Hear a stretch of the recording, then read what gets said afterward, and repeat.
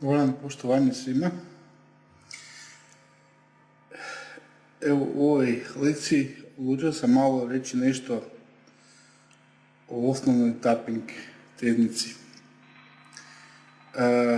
U ovoj lekciji obradio bi dakle tehniku koja se zove hammer-on pull-off. Ona je u biti najpopularnija među rock gitaristima. Naravno, postoji tu i tehnika hammer-on, ali mi ćemo se ovaj put usredotočiti na tehniku hammer-on pull-off. Prije nekih 15 ili 18 godina kad sam ja počinio svirat, ja moj prijatelj me oduševio sa jednim vrlo jednostavnim tapping likom koji izgleda ovako.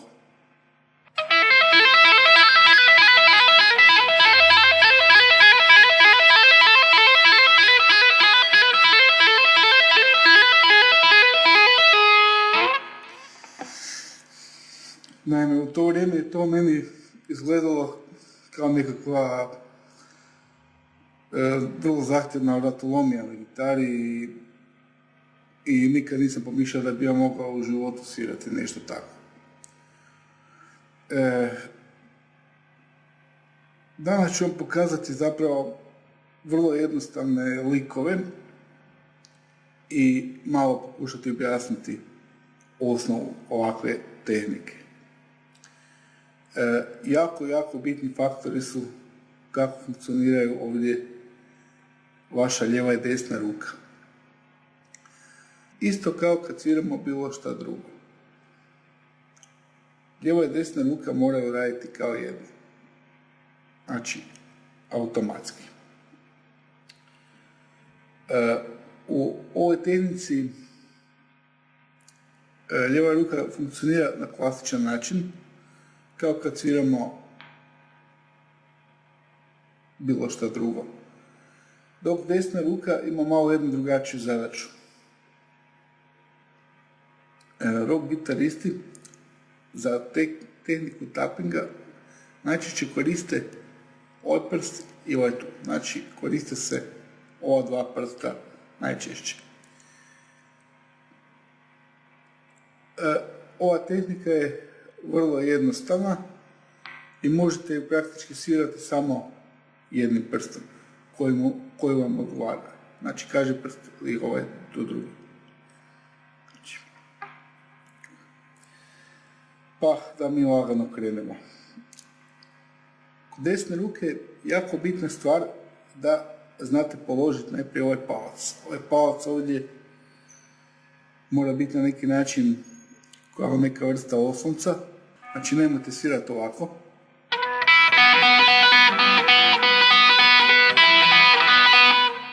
Jer nećete imati dosta snage u ruci. Ali ako vi palac položite otprilike negdje iznad mjesta gdje ćete svirati tapping, iznad tog praga, dakle imate daleko bolji oslonac i više snage za dobiti dobar ton.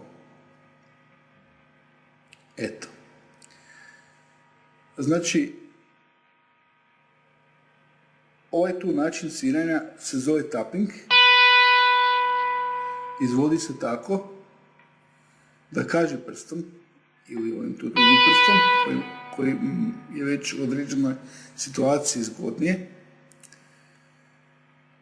snažno, znači dovoljno snažno udarimo na ton koji želimo imati u tappingu.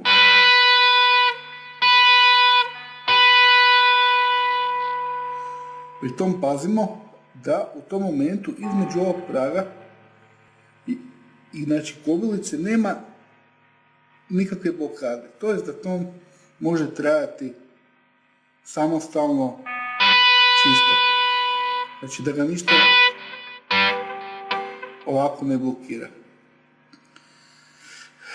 Osim tog oslonca, dlanom desne ruke, ovim tu dijelom, malo mutiramo ove gornje žice kako nam ne bi zvonile dok radimo tapping.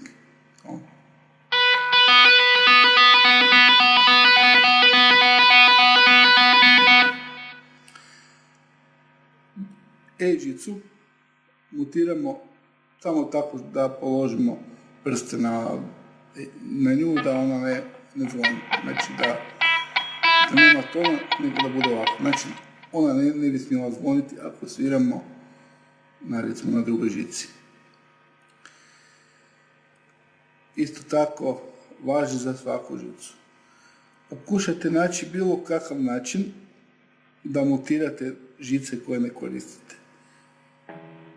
Jedan najbolji način je dakle taj da izredite ovako tu ovim dijelom desne ruke kao jedan mali tunel, tako da recimo zahvaćate one žice koje ne sviramo, koje se ne bi trebale čuti. Nadalje, kad smo napravili tapping, nakon njega obično slijedi pull off. Pull off je odvlačenje prsta od žice. Znači,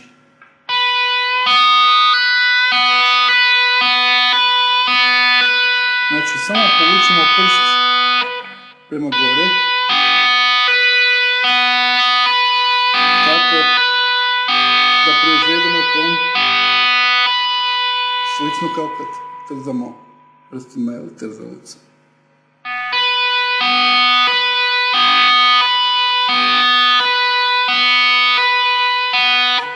Pokušajte to nekoliko puta.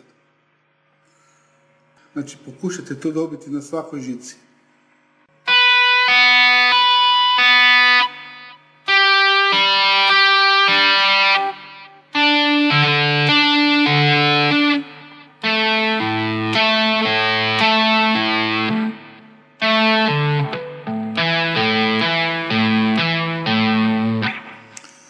Dobro. Otprilike tako nekako. U ovom primjeru koji ću ja danas pokazati, svirat ćemo rastavljene akorde. U E-mol. Znači, radi se o E-mol tonalitetu.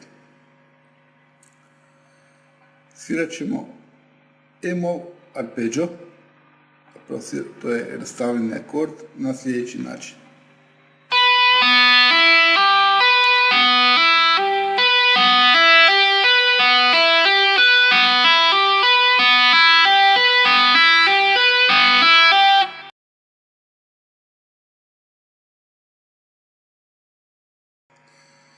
Znači imamo tapping, pull off, hammerom, hammerom. Pokušajte uvijek dobiti tako da svaki ton jednako dobro izađe.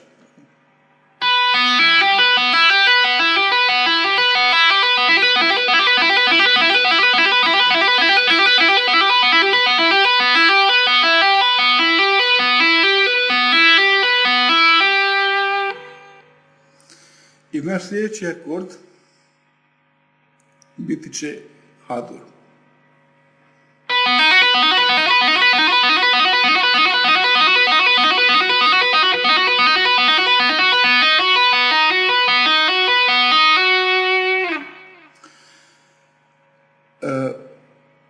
Znači, ništa prezahtjevno.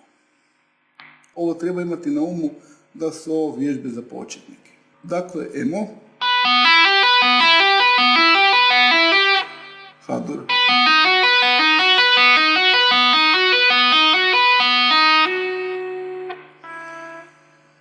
Sada ćemo pokušati napraviti jednu malu varijaciju, tako što ćemo taj E-mol svirati na sljedeći način.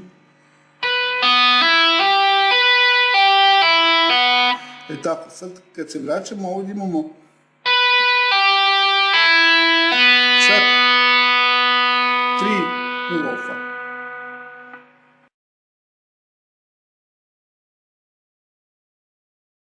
Znači, linija ide ovako.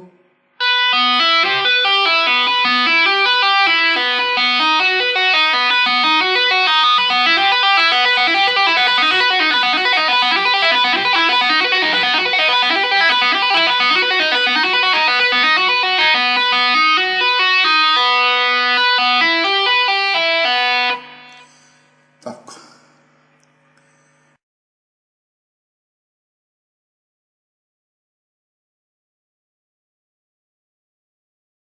Eto, to je jedna varijanta.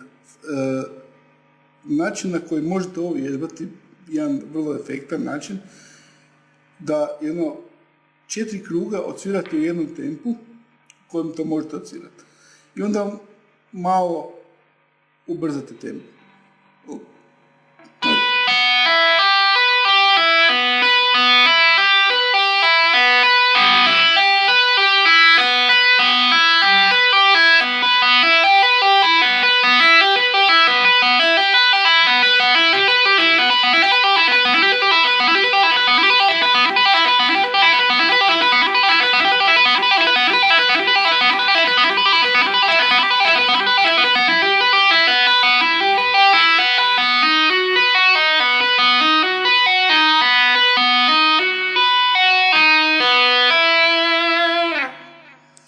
Eto, tako, u tom stilu.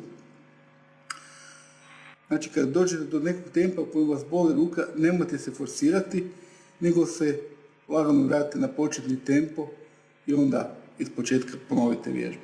Vježbu ponavljate onoliko koliko mislite da je potrebno i dok svi tonovi ne budu čisti i dok to ne bude, znači, onako kako bi to trebalo biti, ritmički, dobro odsvirano i čisto. Sljedeća varijacija ovog tappinga izgleda ovako.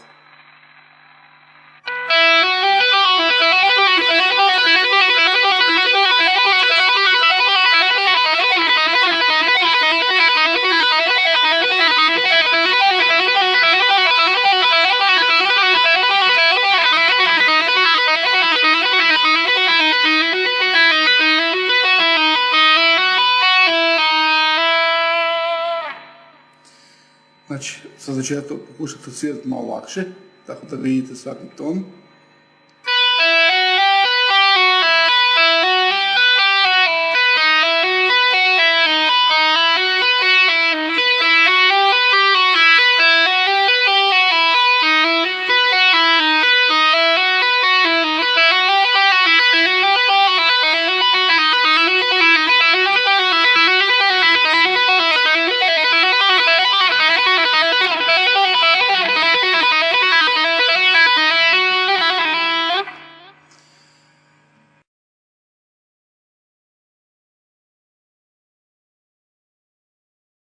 Eto, to je bio još jedan lagani primjer.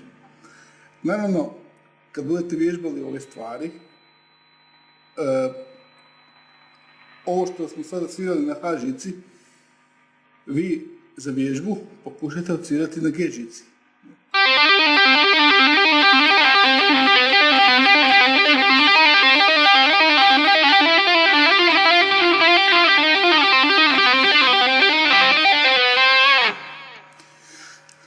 Ili na D žici.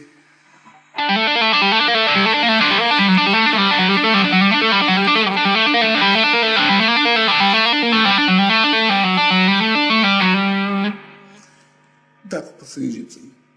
Sve kombinacije koje napravite, koje dobro zvuče, sve je to u redu i vježbate u što više različitih mogućih kombinacija.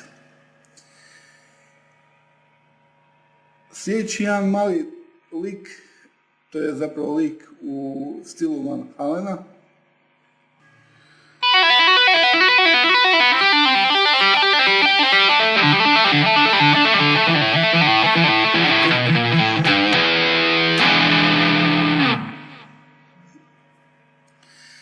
Ovdje dakle imamo vrlo jednostavnu šemu.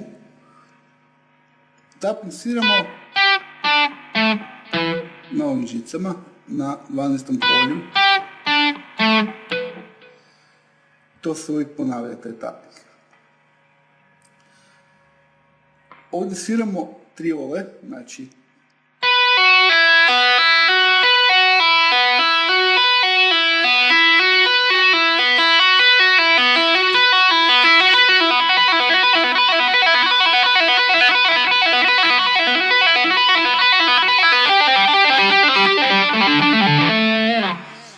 i tako na svakoj žici.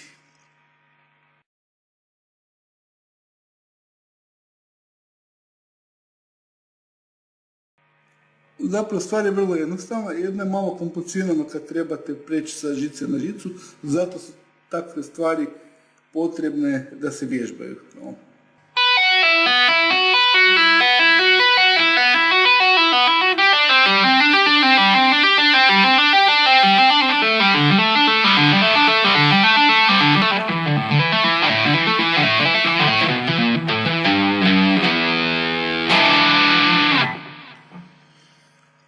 Eto, polako vježbati. Znači, uzmite si jedan tempo u kojem se osjećate onako ugodno kad svirate.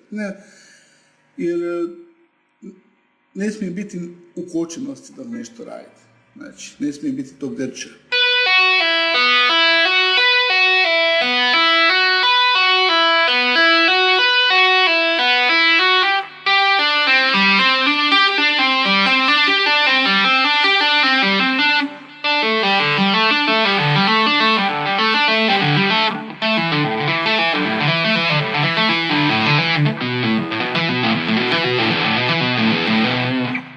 Jedna jako bitna stvar. Kad radite ovaj tapping, možete izabrati da li ćete ovaj pull-off raditi ovako prema gore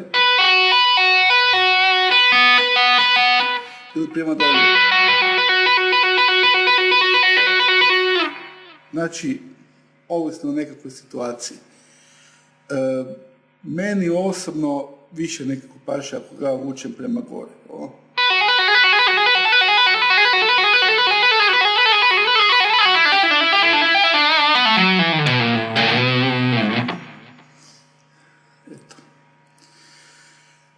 Sada ćemo pokazati jedan mali pentatonski lik na jednoj žici.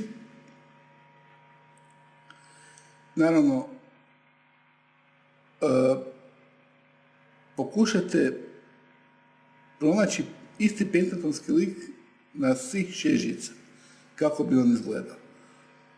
Ali ja ću vam sada pokazati kako on izgleda na E žici. Znači, radi se o tome da sviramo pentatonsku ljestvicu u tappingu na jedan vrlo jednostavan način. Znači, pentatonska ljestvica je od E mola, imamo ovako E, G, A, H, D, E. Znači, mi ćemo svirati ovakav lik.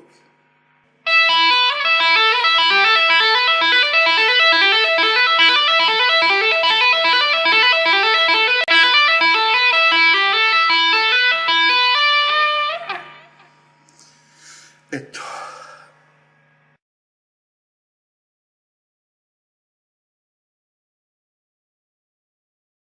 Znači, igramo se na ovaj način, polako.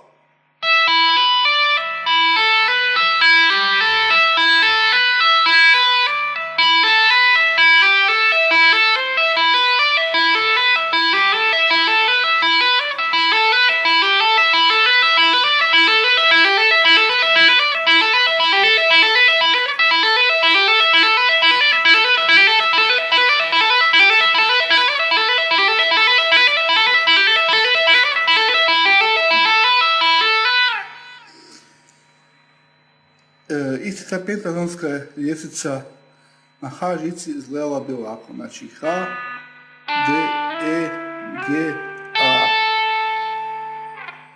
Znači...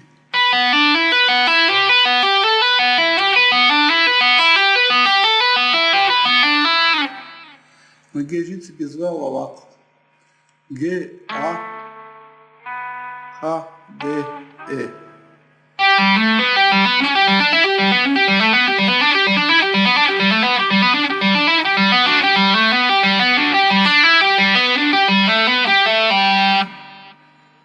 I tako dalje. Moj zadatak je sada da otkrijete kako bi pentatonska ljestvica iz E mola izgledala na preostale 3 žice. Sada, kad smo naučili osnovnu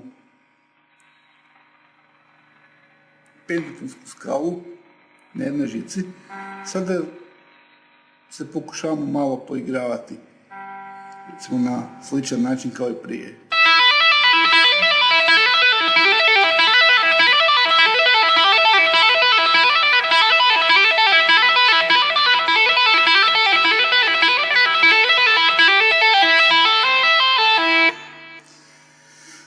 Znači, polako.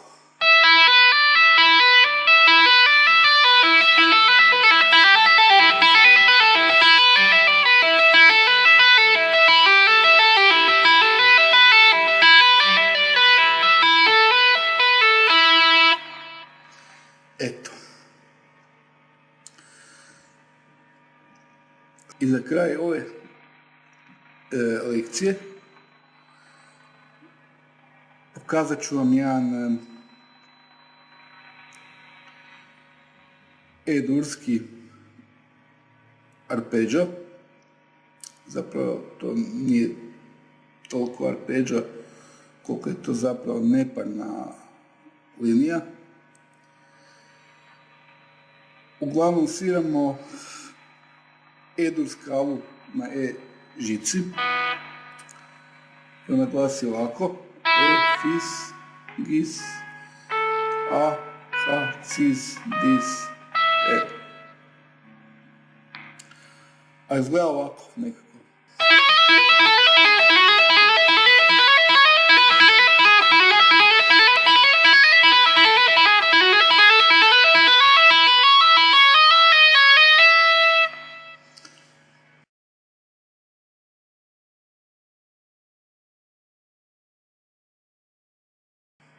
Znači, bez problema je možete svirati.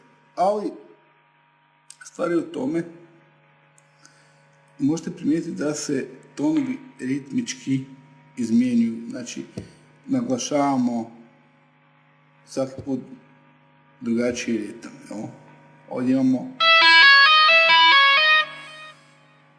kvartolu, ovdje imamo triolu. 4 tona, pa 3. Taka di mi, taka ti.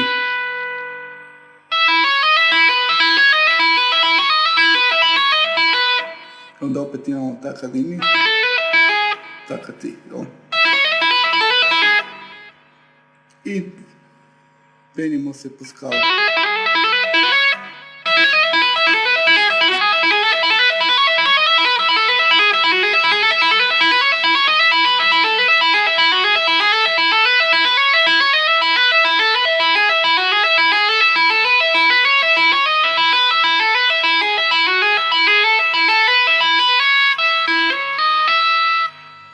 Eto.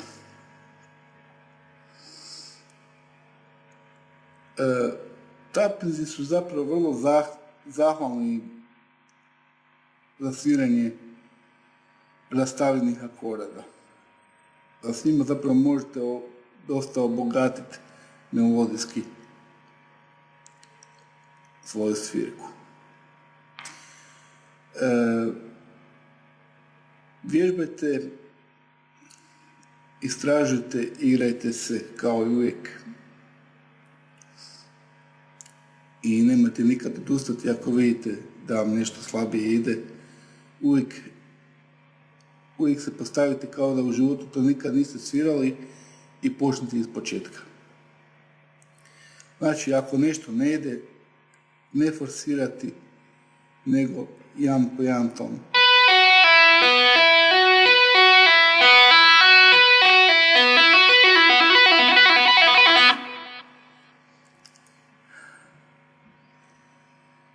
To je bilo sve u ovoj lekciji. Bilo mi čast i zadovoljstvo ako je nekome ovo pomoglo. Najveći pozdrav.